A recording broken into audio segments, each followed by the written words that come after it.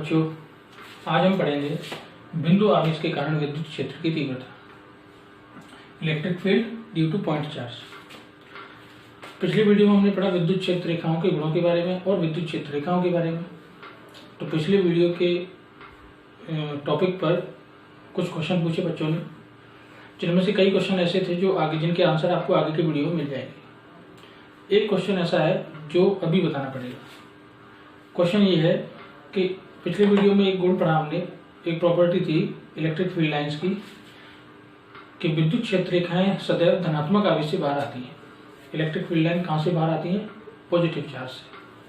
और क्वेश्चन ये है कि किसी चार्ज से कितनी इलेक्ट्रिक फील्ड लाइन बाहर निकलेंगी, ये कैसे पता लगेगा आपको? जैसे हमारे पास एक कूलम चार्ज है, तो एक कूलम चार्ज से कितनी विद्युत क्षेत्र रेखाएं बाहर आएंगी, ये कैसे बताएंगे हम? तो इसका अगला जो चैप्टर है, आगे एक टॉपिक आगे इसी यूनिट के अंदर एक टॉपिक आएगा गॉस लॉ, गाउस का नियम।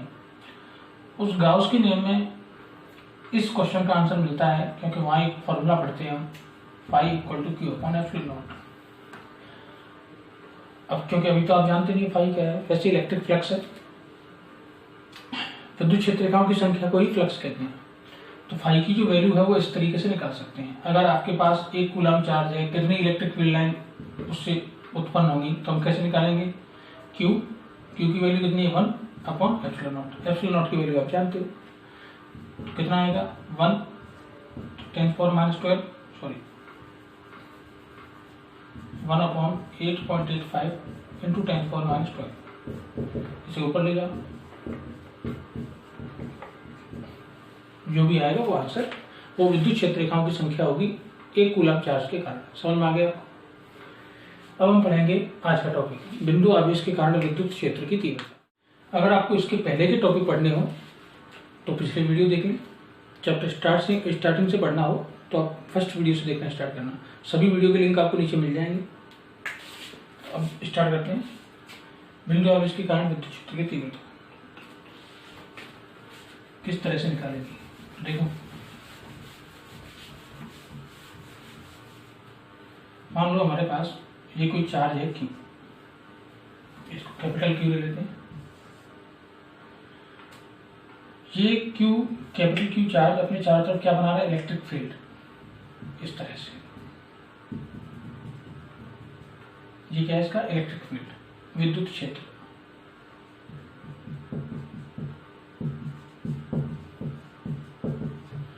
अब क्योंकि ये विद्युत क्षेत्र किसने बनाया? इस Q चार्ज ने, तो इसलिए हम क्या बोलेंगे? इस विद्युत क्षेत्र का स्रोत आवेश, source charge.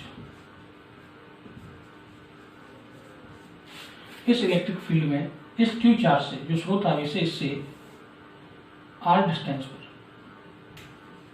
Capital R small r, कोई भी डिस्टेंस ले सकते हैं, r डिस्टेंस पर एक पॉइंट है P, जिस पर हमें इलेक्ट्रिक फील्ड निकालना है, इलेक्ट्रिक फील्ड की वैल्यू निकालनी है। तो कैसे निकालेंगे? सबसे पहले हम अपने परीक्षण आवेश टेस्ट चार्ज Q0 को यहाँ लेकर आएंगे और यहाँ लाकर रख देंगे। जैसे हम इस Q0 चार्ज को यहाँ लाकर रखेंगे तो ये Q चार्ज स्रोत आवेश, क्योंकि इसके इलेक्ट्रिक फील्ड में आएगा, ये क्या है? परीक्षण आवेश। वैसे ही स्रोत आवेश इस परीक्षण आवेश पर क्या करेगा? बल लगाएगा, फोर्स लगाएगा। कितना फोर्स लगेगा? तो उस फोर्स की वैल्यू हम यहाँ लिख सकते हैं। कितना फोर्स लगेगा? तो लिखेंगे हम स्रोत आवेश के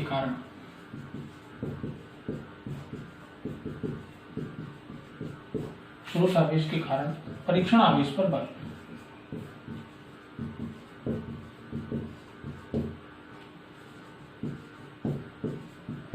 कितना लगेगा? K capital Q0 upon r²। इतना फोर्स लगेगा। अब बात आती है, लेकिन हमें तो यहाँ क्या निकालना है? इलेक्ट्रिक फील्ड, विद्युत क्षेत्र की तीव्रता। तो लिखेंगे बिंदु P पर विद्युत क्षेत्र की तीव्रता, electric field intensity at point P, बिंदु P पर विद्युत क्षेत्र की तीव्रता E। अब एक फॉर्मूला हमने पढ़ा था जब विद्युत क्षेत्र टॉपिक पढ़ा था उस वीडियो में, क्या फॉर्मूला था, ई की वैल्यू क्या होती है, एफ अपॉन क्यू। क्यू वो चार्ज होता है जिस पर ये फोर्स लग रहा है। तो हम हमने जो डायग्राम बनाया है उस डायग्राम में ये फोर्स किस पर लग रहा है, क्यू नोट चार्ज पर। तो यहाँ पे हम क्या लिखेंगे, E equal to F upon Q note.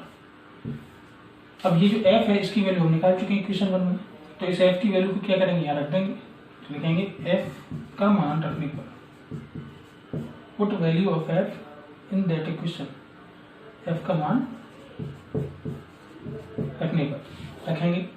तो ई की वैल्यू क्या आएगी, K Q naught upon R square, और डिवाइड किससे करेंगे, क्यू नोट कैंसिल, ई की वैल्यू क्या आ गई, K Q upon R square small are.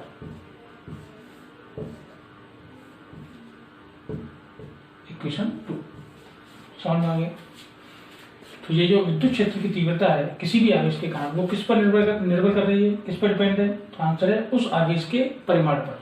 परिमाण है ये, अगर चार्ज माइनस का हो तब भी हम क्या लेंगे, प्लस का ही लेंगे, परिमाण पर, और उस आवेश से बिंदु की दूरी पर।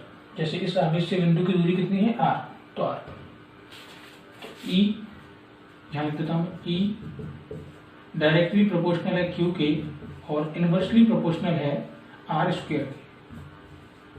ये ई का रिलेशन हो गया क्यू और आर के साथ। अब विद्युत क्षेत्र की तीव्रता कैसी राशि है, सदिश राशि है, तो इसमें डायरेक्शन भी होगी, किस ओर होगी इसकी दिशा। तो ये क्यू चार्ज अगर पॉजिटिव है तो इलेक्ट्रिक फील्ड किस तरफ होगा, पॉइंट पी की तरफ। जिधर इलेक्ट्रिक फील्ड लाइंस जाती हैं उधर ही विद्युत क्षेत्र होगा।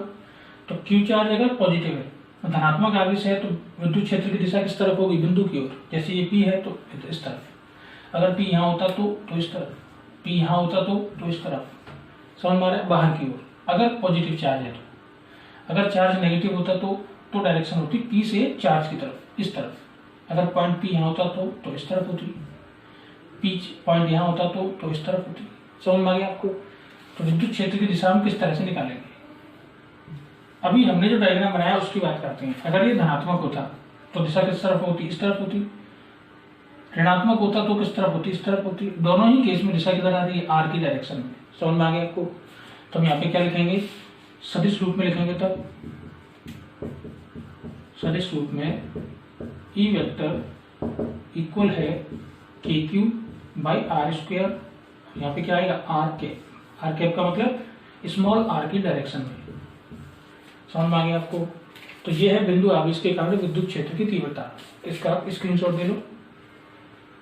उसके बाद अगर हमें ग्राफ बनाने हो ई और क्यू के, ई का क्यू के साथ ग्राफ, ई का स्मॉल आर के साथ ग्राफ, तो ई का क्यू के साथ ग्राफ कैसा बनेगा, तो आंसर है ई का क्यू के साथ ग्राफ, क्योंकि डायरेक्टली प्रोपोर्शनल है। तो ग्राफ किस तरह का बनेगा, इस तरह का, ये ई की वैल्यू और यहाँ क्यू की वैल्यू।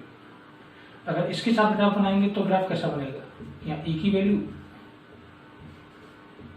और यहाँ स्मॉल आर की वैल्यू। ग्राफ कैसा बनेगा, इस तरह का। समझ में आ गया आपको। तो जो होगी बिंदु आवेश के कारण विद्युत क्षेत्र की तीव्रता। अब यदि ये पॉइंट चार्ज जिसका इलेक्ट्रिक फील्ड हमने निकाला है वो किसी दूसरे माध्यम में हो, जैसे अभी हमने क्या माना है कि एयर होगी या वैक्यूम होगी, तो उसके लिए हमने की वैल्यू लिखी। चलिए वैसे साफ करते हैं, फिर आगे की बात करते हैं। जैसे हमने देखा कि अलग अलग मीडियम में फोर्स कैसा होता है, अलग अलग होता है। किस पर डिपेंड करता है, फोर्स मीडियम पर भी डिपेंड करता है। उसी तरह से विद्युत क्षेत्र भी किस पर डिपेंड करेगा, मीडियम पर भी डिपेंड करेगा। जैसे हमने ये वैल्यू निकाली निर्वात में ई की वैल्यू क्या है, के क्यू बाई आर स्क्वायर। इसको हम क्या लिख सकते हैं, की वैल्यू अगर हम लिखें तो क्या है, 4 pi epsilon naught R square. अगर हम किसी माध्यम में निकालें तो माध्यम में ए की वैल्यू क्या आएगी, तो माध्यम में ए की वैल्यू आएगी Q upon 4 pi epsilon naught epsilon R square. तो अगर हम इन दोनों का रेशियो निकालें, ई अपॉन ई एम, पहले की तरह क्या आएगा, Q upon 4 pi epsilon naught R square, और ई एम की वैल्यू उल्टा कर दो, epsilon R A upon Q. तो ये जो वैल्यू है किसकी इक्वल आएगी, वही एप्सिलॉन आर भी। समझ में आ गया? तो ये जो रेशो आ रहा है ये बिल्कुल वही है जो बलों के लिए आया था। निर्वात में बल और माध्यम में बल का अनुपात किसके बराबर होता है? आपेक्षिक विद्युतशीलता की। वही बात यहाँ पे आ रही है। निर्वात में विद्युत क्षेत्र और माध्यम में विद्युत क्षेत्र की तीव्रताओं का अनुपात किसके बराबर होगा? आपेक्षिक विद्युतशीलता की। ठीक है। अब एक और चीज, इसकी जो यूनिट है इलेक्ट्रिक फील्ड की वो आपको पहले बता दी थी, पहले जब हमने विद्युत क्षेत्र की तीव्रता पढ़ी थी तब। अगर आपको याद ना हो तो वो यूनिट में फिर से लिख देता हूँ यहाँ। क्या यूनिट होगी? न्यूटन पर कूलम। समझ में आ गया?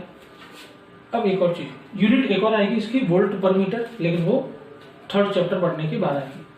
तो अभी हम यही मान के चलेंगे न्यूटन पर कूलम, और इसी यूनिट को हम लिखेंगे।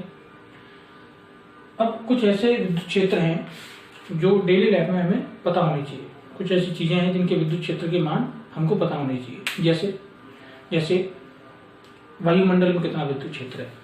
हमारे जो वायुमंडल है उसमें एक जो परत होती है, एक लेयर है जिसे हम कहते हैं आयनोस्फीयर, आयन मंडल।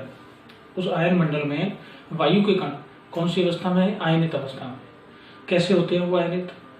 सूर्य से कई प्रकार के विकिरण हमारे वायुमंडल में आते हैं। उनमें से कुछ विकिरण ऐसे हैं जो बहुत ज़्यादा एनर्जी वाले हैं और हमारे लिए हानिकारक भी हैं, जैसे यूवी रेज, गामा रेज, इस तरह के एक्स रेज। तो जो आयन मंडल है, मतलब वायुमंडल के एक भाग है, उस परत में जब ये सारे विकिरण आते हैं तो वो परत इन विकिरणों को एब्जॉर्ब कर लेती है, अवशोषित कर लेती है, तो उनकी ऊर्जा भी उसी भाग में रह जाती है। इस ऊर्जा के कारण वायु के जो कण हैं वो इलेक्ट्रॉन त्याग देते हैं। इलेक्ट्रॉन त्याग के वो क्या हो जाते हैं? आयनित। इलेक्ट्रॉन जो निकला है उसे हम क्या बोलेंगे? ऋणायन, नेगेटिव आयन। और जिस पार्टिकल में से इलेक्ट्रॉन निकला है उसे क्या बोलेंगे? धनायन। तो उस भाग में, वायुमंडल की उस परत में क्या होते हैं? धनायन और ऋणायन बन जाते हैं। इसलिए उस भाग को हम क्या कहते हैं? आयन मंडल, आयनोस्फीयर। उस आयन मंडल में क्योंकि आयन है तो विद्युत क्षेत्र भी होगा। कितना विद्युत क्षेत्र मौजूद है वहाँ?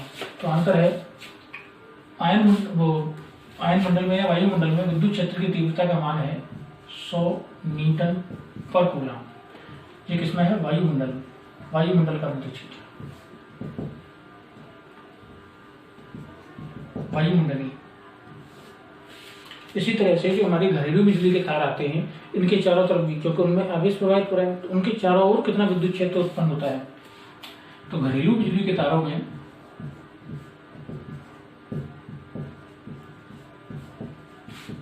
बिजली के तारों के चारों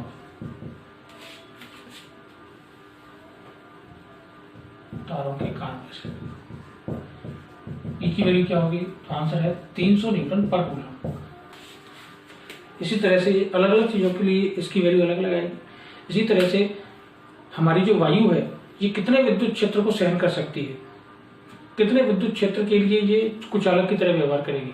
मैंने पहले भी आपको बताया था कि हर कुचालक को एक स्थिति में चालक बनना पड़ता है।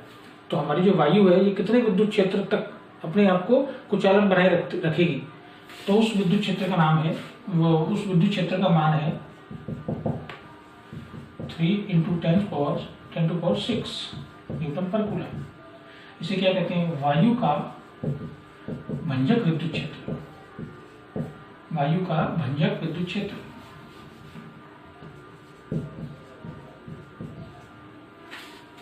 तो अलग अलग चीजों के लिए अलग अलग आते हैं।